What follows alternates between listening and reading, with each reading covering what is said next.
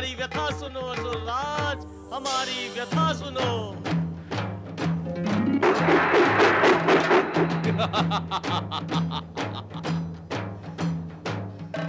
असुर भाइयों, मैंने अपने भस्मक वरदान का प्रयोग करके तीनों लोगों में आतंक ही आतंक मचा दिया है। अब कहो, तुम मुझसे क्या चाहते हो? महाबली भस्मासुर, आपके आतंकवाद से हमारा क्या हित होगा? तो फिर कैसा हित चाहते हो तुम? सारी असुर जाति का हित चाहते हैं हम। देखते नहीं, देवताओं के भय से हम वन में किस प्रकार छुपे हुए हैं।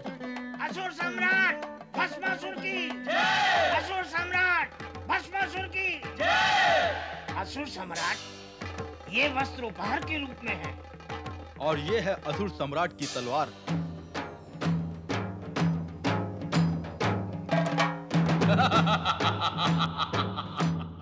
लगता है अब हमारा उद्धार निश्चित है। यदि ऐसा है तो मैं अपने असुर भाइयों के हित और उद्धार के लिए क्या कर सकता हूँ?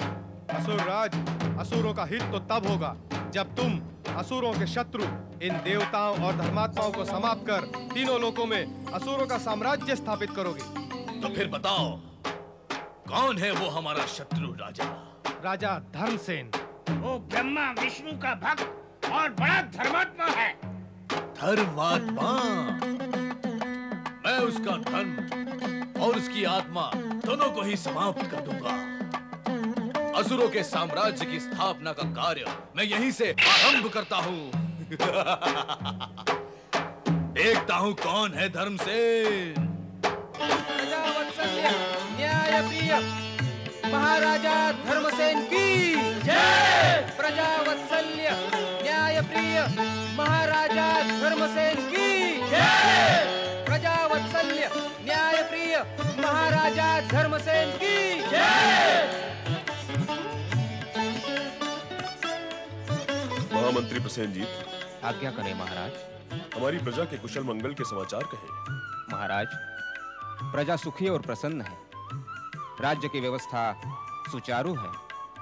सभी कार्य कुशलतापूर्वक हो रहे हैं। किंतु महाराज।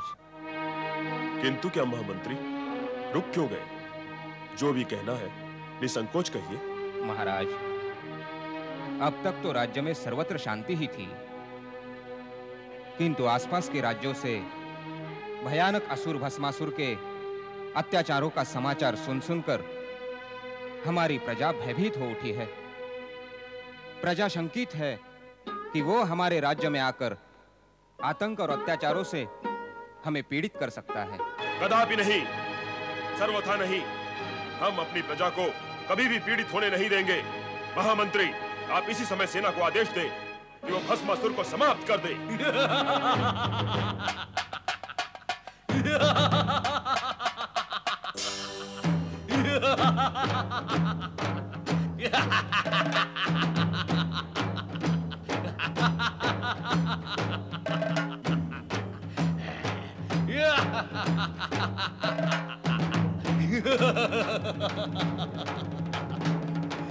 भस्मासुर को समाप्त करने का विचार हो रहा है।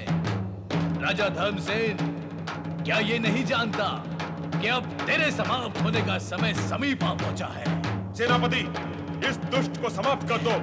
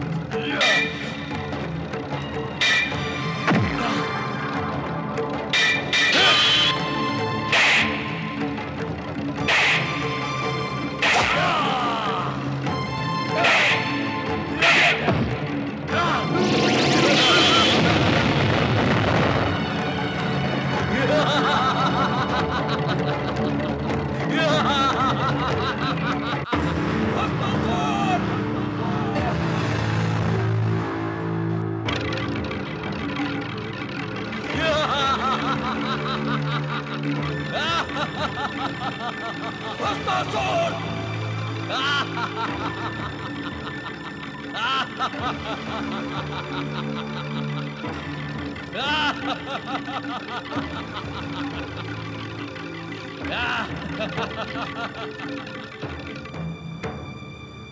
मुझे समाप्त करने का विचार करने वाला राजा धर्मसेन स्वयं समाप्त हो गया और इस राज्य में असुरों का अधिकार स्थापित हो गया। भस्मासुर!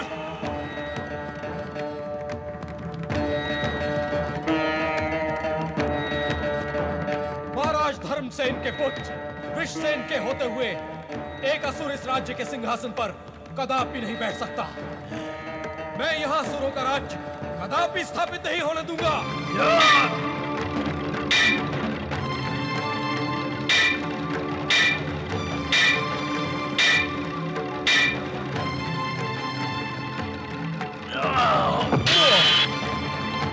स्वामी, स्वामी ये बहुत भयानक दैत्य है।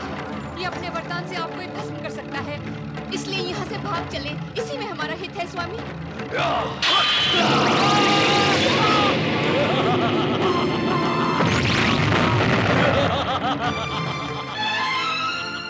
स्वामी, स्वामी।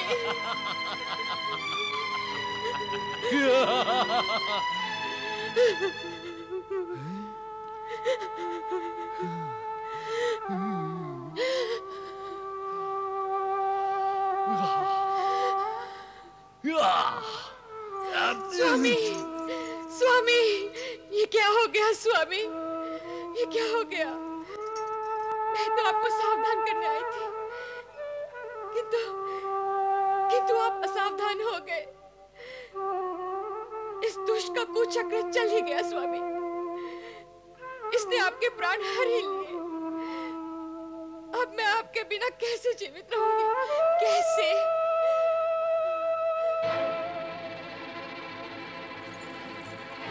हत्यारे, पापी, दुष्ट, इस प्रकार मुझे क्या देख रहा है?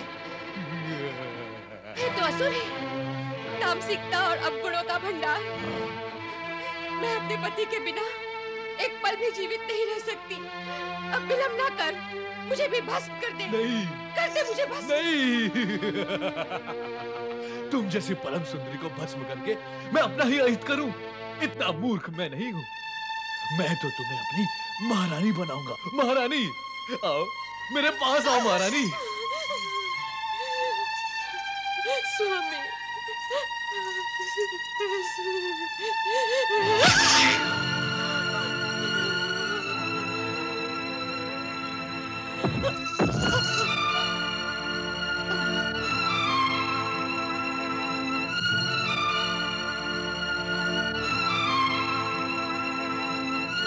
महाबली भस्मासुर की जय। महाबली भस्मासुर की जय। महाबली भस्मासुर की जय। महाबली असुरराज की जय। महाबली असुरराज की जय। महाबली असुरराज की जय। महाबली असुरराज की जय। नारायण नारायण। परमपिता, भस्मासुर ने पृथ्वीलोक पर भयंकर उत्पात मचा रखा है। अहंकार के मद में उसके अत्याचार दिन प्रतिदिन बढ़ते ही जा रहे हैं। उसने तो स्वर्गलोक पर आक्रमण करके देवताओं को वहां से निष्कासित करने का निश्चय भी कर लिया है। यदि उसका ये निश्चय पूर्ण हो गया तो अनर्थ हो जाएगा परमपिता, अनर्थ हो जाएगा। उसे नष्ट करने का कोई आप उपाय करें। नष्ट तो उसे होना ही है नारद। विनाशकारी प्राणी अधिक समय तक तो पृथ्वी पर नहीं टिकता। दुविधा तो यह है कि उसे भगवान शिव शंकर का वरदान प्राप्त है, इसी से वो उन्मत्त हो गया है। वो दुष्ट ये भी नहीं जानता कि भगवान शिव ही उसकी विनाश लीला का आयोजन करेंगे। भगवान भोलेनाथ? वो कैसे? भस्मासुर के मन में नारी मोह जागृत हो चुका है। अतः भगवान शिव किसी सुंदर नारी द्वारा उसका अंत करवाएंगे। अब तुम जाओ नारद। नारायण नारायण।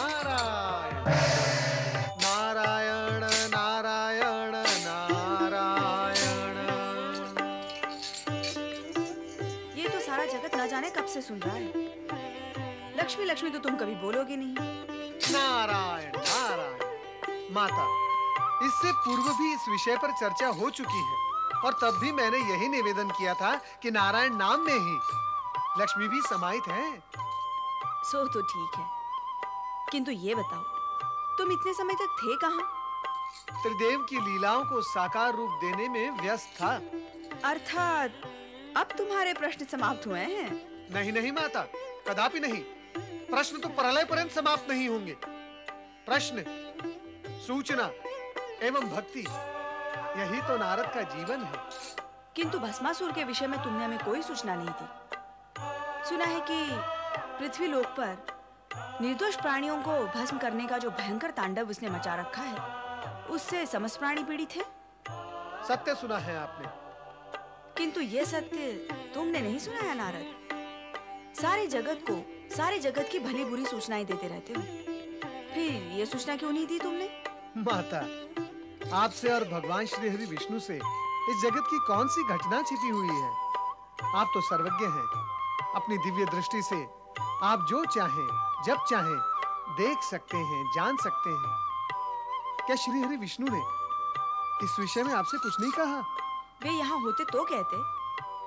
वे अपने भक्तों की रक्षा करने पृथ्वीलोक गए हैं। भक्तों की रक्षा करने के लिए पृथ्वीलोक गए हैं? कौन से भक्तों की? भस्मासुर के अत्याचारों से मेरे देखते देखते कई निर्दोष प्राणी प्राणहीन हो गए, किंतु मैंने तो वहां श्रीहरि को किसी भक्त की रक्षा करते हुए नहीं देखा। कैसे देखते नारद? अपने साकार रूप में होते तो देखते ना। भक्तों की रक्षा के लिए हमें कभी-कभी निर्गुण और निराकार रूप धारण करने पड़ते हैं। क्या तुम इस रहस्य को नहीं जानते? प्रभु, आपके रहस्य और आपकी निराली लीला को जानना नारद के वश में नहीं है।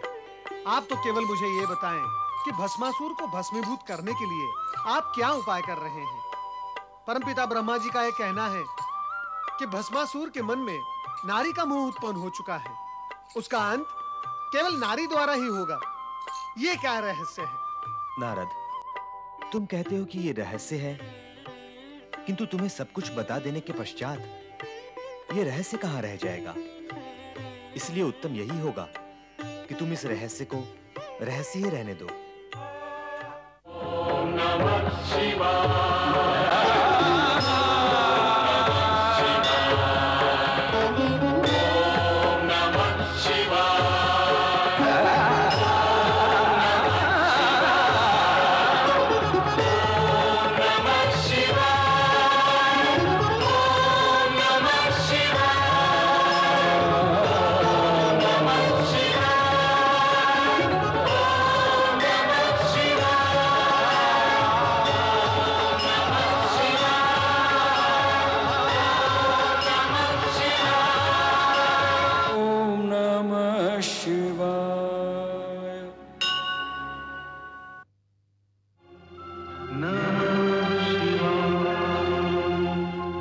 नमः